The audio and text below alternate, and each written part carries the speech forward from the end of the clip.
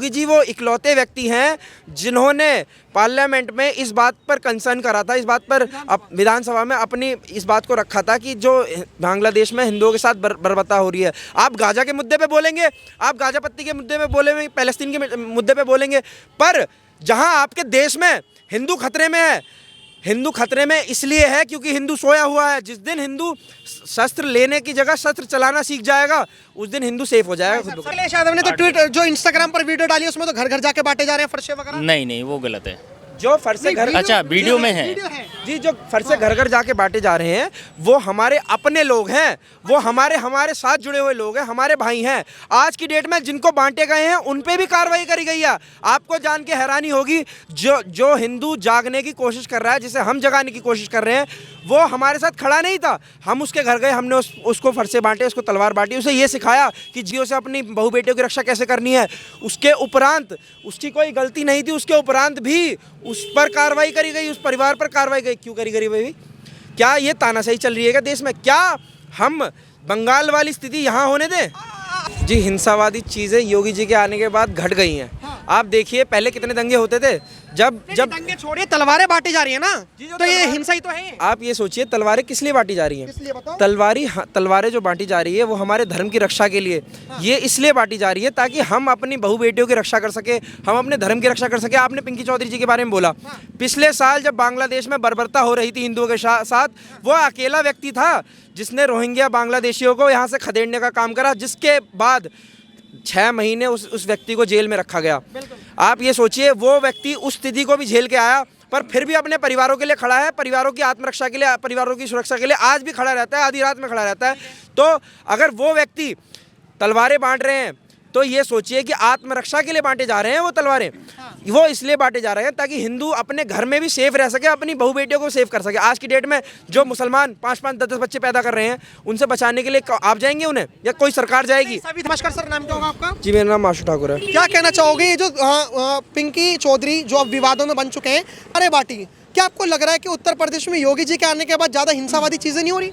संविधान जाएगा, संविधान देखो, संविधान को मानना पड़ेगा, संविधान सेफ्टी देता है। आप अरे वही मैं कह रहा हूँ, अगर संविधान को मानना पड़ेगा तो हम तो संविधान को मान रहे हैं। हमने तलवारें उठाई नहीं है, हमने तलवारें चलाई नहीं है, हमने तलवारें बांटी हैं सेल्फ डिफेंस के लिए। संविधान हमें इस बात का आश्वासन देता है संविधान कि हम अपने खुद की सुरक्षा, स्वयं की सुरक्षा कर सकते हैं। और अगर हम इसके लिए अपने लोगों को जागरूक कर रहे हैं तो क्या हम गलत है? अगर सेल्फ डिफेंस हमें, जब हम छोटे थे तो हमें स्कूलों में भी सेल्फ डिफेंस सिखाया जाता था। किस लिए सिखाया जाता था भाई? ताकि हम अपनी रक्षा कर सकें। अगर स्कूलों में सेल्फ डिफेंस सिखाना असंवैधानिक है तो तलवार बांटना असंवैधानिक है। और जो तलवारें बांटी गई हैं वो हमारे धर्म का हिस्सा हैं।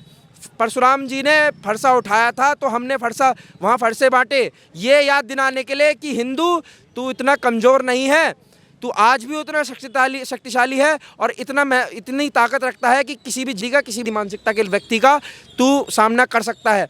हमने ये बातें बताने के लिए तलवारें बांटी। और आगे भी अगर ये बात मुकदमे तक सीमित रह जाती है या हमारे भाइयों पे गलत मुकदमे करे जाते हैं, आप देख लीजिए एफआईआर पढ़िएगा, एफआईआर में ये लिखा गया है कि रोडों पे जाम लगाया गया और क्या नाम है, एम्बुलेंस को नहीं जाने दिया गया, लोगों में अफरा तफरी का माहौल था, धर्म भड़काया गया। हमने कौन सा धर्म भड़काया भाई? मतलब ये झूठे मुकदमे लगाए गए हैं। हमारे 12 से 13 कार्यकर्ता जेल में है, 15 से 20 लोगों पे एफआईआर नामी है और 25 से 30 लोग जो हैं वो बेनामी है। आप ये सोच लीजिए ज़्यादा से ज़्यादा वहाँ 15-20 लोग ही थे जो तलवारें ऑफिस पे ही बांट रहे थे, ऑफिस पे ही वितरण करने का काम करा। और उन्होंने क्या भावना फैलाई है? नहीं, अखिलेश यादव ने तो ट्वीट जो इंस्टाग्राम पर वीडियो डाली उसमें तो घर घर जाके बांटे जा रहे हैं फरसे वगैरह। नहीं नहीं वो गलत है। जो फरसे घर, अच्छा वीडियो में है जी, जो फरसे घर घर जाके बांटे जा रहे हैं वो हमारे अपने लोग हैं, वो हमारे साथ जुड़े हुए लोग हैं, हमारे भाई हैं। आज की डेट में जिनको बांटे गए हैं उन पे भी कार्रवाई करी गई है। आपको जान के हैरानी होगी जो हिंदू जागने की कोशिश कर रहा है, जिसे हम जगाने की कोशिश कर रहे हैं, वो हमारे साथ खड़ा नहीं था। हम उसके घर गए, हमने उसको फरसे बांटे, उसको तलवार बांटी, उसे ये सिखाया कि जियो से अपनी बहू बेटियों की रक्षा कैसे करनी है। उसके उपरांत उसकी कोई गलती नहीं थी, उसके उपरांत भी उस पर कार्रवाई करी गई, उस परिवार पर कार्रवाई गई। क्यों करी गई भाई? क्या ये तानाशाही चल रही है क्या देश में? क्या हम बंगाल वाली स्थिति यहाँ होने दें? आप तानाशाही की बातें कर रहे हो। उत्तर प्रदेश में किसकी सरकार है? योगी जी की सरकार है। पुलिस किसके हाथों में आती है? स्टेट के हाथों में आती है। स्टेट में कौन है? योगी जी है। तो क्या आप योगी जी को गलत कह रहे हो? जी बिल्कुल नहीं, योगी जी को बिल्कुल गलत नहीं कर रहा हूँ। ये इस बात पर डिपेंड करता है कि योगी जी को इस बात का संज्ञान है या नहीं है। आप ये सोचिए, योगी जी वो इकलौते व्यक्ति हैं जिन्होंने पार्लियामेंट में इस बात पर कंसर्न करा था, इस बात पर विधानसभा में अपनी इस बात को रखा था कि जो बांग्लादेश में हिंदुओं के साथ बर्बरता हो रही है। आप गाजा के मुद्दे पे बोलेंगे, आप गाजा पत्ती के मुद्दे पे बोलेंगे, पैलेस्तीन के मुद्दे पे बोलेंगे, पर जहां आपके देश में हिंदू खतरे में है, हिंदू खतरे में इसलिए है क्योंकि हिंदू सोया हुआ है। जिस दिन हिंदू शस्त्र लेने की जगह शस्त्र चलाना सीख जाएगा, उस दिन हिंदू सेफ हो जाएगा। संविधान पे भरोसा नहीं है क्या? मतलब शस्त्र बांटे जा रहे हैं, तो खुलेआम बांटे जा रहे हैं। अखिलेश यादव तो खुद कह रहे हैं कि भाई साहब, जब अखिलेश यादव जी की सरकार थी, जब तो सरेआम पत्थर बरसते थे, सरेआम लोग मर जाते थे। अभी तो फिलहाल जो है खाली शस्त्र बांटे जा रहे हैं। वो तो अभी भी गरीमत है कि हम लोगों ने इतनी वो नहीं दिखाई है। हम संविधान का फिर भी सम्मान कर रहे हैं, और हमने जो है जो विरोधी दल के लोग हैं उनके बारे चला ही नहीं है। हम तो फिर भी संविधान का सम्मान ही कर रहे हैं। जब मुख्य ये अखिलेश यादव जी की सरकार थी, तब तो आए दिन रोडों पे दंगे होते थे। अब कम से कम दंगे तो नहीं होते। और हम भैया शस्त्र क्यों नहीं रखें? यहाँ 12-12 साल के बच्चे, उनके मुसलमानों के इंटरव्यू में ये बोलते हैं कि जो बांग्लादेश में हुआ वो अच्छा हुआ, जलाया गया अच्छा जलाया गया, है ना। अभी बागपत में एक वीडियो वायरल हो रही थी, सब न्यूज़ वालों ने वो भी डाली थी। अंसारी करके एक लड़का है, उसने कहा कि हिंदू अगर सुधर जाओ, अगर तुम हमारे उसके उनके खिलाफ जो क्या नबी के खिलाफ तुम हमारे गुस्ताखी करोगे तो तुम ऐसे ही जला के जाओगे। अगर हमें जब खुलेआम वीडियो बना के धमकी दी जा रही है, तो क्या हम अपने शस्त्र भी न रखें? तो समाधान तलवार है या संविधान है? नहीं, आज जब संविधान कहाँ है, जब संविधान कहाँ पर है? मान लो अगर हमें आगे चला दिया तो संविधान क्या कर लेगा? फिर हम तो गए ना, आत्मरक्षा के लिए हम चला तो पाएंगे। क्या बोल रहे हो आप? अपने मुंह से बता दे क्या बोल रही है वीडियो, बस ऐसे दिखा दो। ये बोल रहा है कि अगर आपने पी के खिलाफ मतलब गुस्ताखी की, मतलब कुछ भी बोला, या तो आपको ये जो संविधान है, संविधान नहीं मानेंगे, ये शरिया कानून को मानेंगे।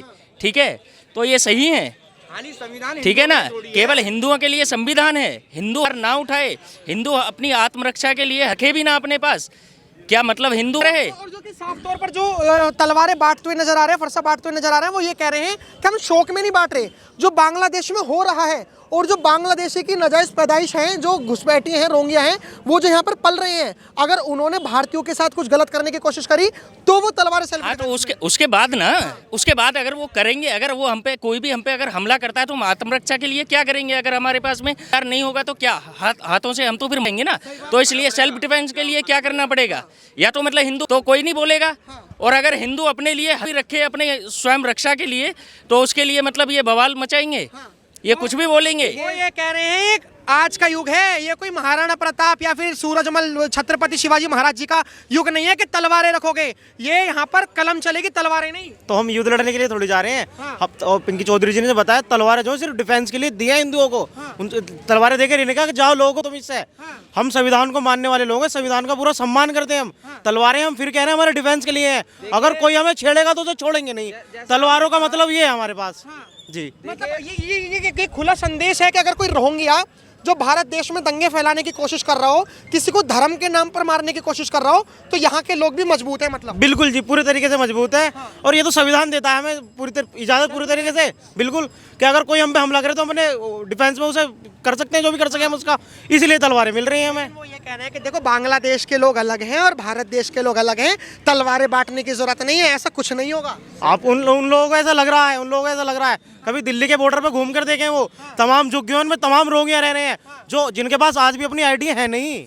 और आज नहीं तो कल जब मजबूत होंगे तो हम पे हमला करेंगे। इसलिए हमारे डिफेंस के लिए हमारे पास जरूरी है चीजें। आपको लगता है तलवारों से देश चलना चाहिए? नहीं, चलना चाहिए नहीं। तलवार तो भैया अपने डिफेंस के लिए रखी जा रही है ना। घर में सब्जी के लिए चाकू होता है ना, अब सरदारों के पास वो रखते हैं अपना, तो हिंदू के पास कुछ है? तो कुछ नहीं है, तो रखने में तलवार को वो प्रतिबंधित हो रही है कोई तलवार पे? संविधान ने कोई प्रतिबंध थोड़ी लगाया तलवार पे, तो फिर रखने में क्या दिक्कत है? तलवार बांटने में क्या दिक्कत है भाई? दिक्कत कुछ नहीं है। हाँ, तो फिर क्या? अखिलेश यादव जी कह रहे हैं कि हिंसा है, ये जो गाजियाबाद में जो हो रही है ना, ये हिंसा हो रही है। ये तो केवल खाली वोटों को भरमनाने के लिए, बरगलाने के लिए बोला जा रहा है। अब उनको वोट नहीं मिलने वाला इसमें, ये तो खाली वो एक दूसरे पर आरोप लगाते हैं, बाकी तलवार से इतना बड़ा कोई मुद्दा नहीं है भाई। जो मुसलमान इन चीज़ों का समर्थन कर रहे हैं बांग्लादेश में जो भी हो रहा है, क्या उनको वो संवैधानिक नहीं लगता कि वो संविधान से अलग हटके है? भाई वो भी तो हमारे देश के लोगों को उकसा रहे हैं, देश के नागरिक है। जो भी देखो संविधान है, संविधान जो देश में जो भी लोग रहते हैं, कोई भी धर्म हो, कोई भी जाति हो, सभी के लिए संविधान है। ठीक, अब हिंदू तो संविधान को मानने को तैयार है, पूर्ण रूप से हमने स्वीकार कर रखा है संविधान हमारा है, हम मानेंगे उस चीज़ को। लेकिन वो चीज़ मुसलमान क्यों नहीं मान रहे? जब मुसलमान उस चीज़ को लेके वीडियो बना रहे हैं कि बांग्लादेश में ऐसा हुआ है और हम तुम्हें जला के मार देंगे ऐसे ही, उससे सीख लो हिंदुओं। वो हमें उस चीज़ से सीख ले रहे हैं, तो हम भी तो उन्हें सीख देने के लिए कुछ देंगे ना, कि हम पे भी तलवारें हैं, अगर तुम हम पे मुकदमा, अगर हम पे तुम वार करोगे तो तुम भी सीख लेना कि हम तलवार चला भी सकते हैं। अब हमने रख ली अपने आत्मसम्मान के लिए। भारत इतने बांग्लादेश नहीं है कि बांग्लादेश की तरह देश नहीं है यहाँ, तो घिसट देने के लिए हम दे रहे हैं। देखिए, सबसे पहली बात मैं आपको ये बता दूं कि मैं राणा का वंशज हूँ, मेरे पुरखों ने यहाँ बलिदान दिया है इस माटी के लिए। तो सबसे पहली बात, अगर चलाने की बात आएगी, रखना तो छोड़िए, अगर चलाने की बात आएगी तो हम चलाने के लिए भी तत्पर हैं। और दूसरी बात, एक कविता आपने सुनी होगी, युद्ध कहाँ तक टाला जाए, द्वंद्व कहाँ तक पाला जाए, तू भी है राणा का वंशज, फेंक जहाँ तक भाला जाए। ये हमारा खून हमें सिखाता है, हाथ रखना भी और चलाना भी। ये रोहिंग्या मुसलमान हमारे देश में घुसकर हमारे बहू बेटियों का कार्य करेंगे और हम संविधान की दुहाई लेंगे। कहाँ है इनका संविधान? जब ये संविधान से पहले शरिया को रखते हैं, आप ये सोचिए इनका बच्चा क्या कहता है, आपको पता है? कि हम नहीं मानते वंदे मातरम, हम नहीं मानते इस देश को। सबसे पहले फ़लस्तीन के लिए इनसे बड़ा है। हम अपने धर्म से हटकर अपने पहले देश को मानते हैं, और ये अपने धर्म को इतना कट्टर मानते हैं कि अपने धर्म के लिए मरने तैयार हैं। तो हम भी तैयार रखने के लिए और इनका संहार करने के लिए अगर ज़रूरत पड़ती है, अगर ये हमारे बहू बेटियों पे अत्याचार करते हैं, हम पे अत्याचार करते हैं कल को चलकर, तो हम इस बात के लिए तत्पर हैं कि हम इनका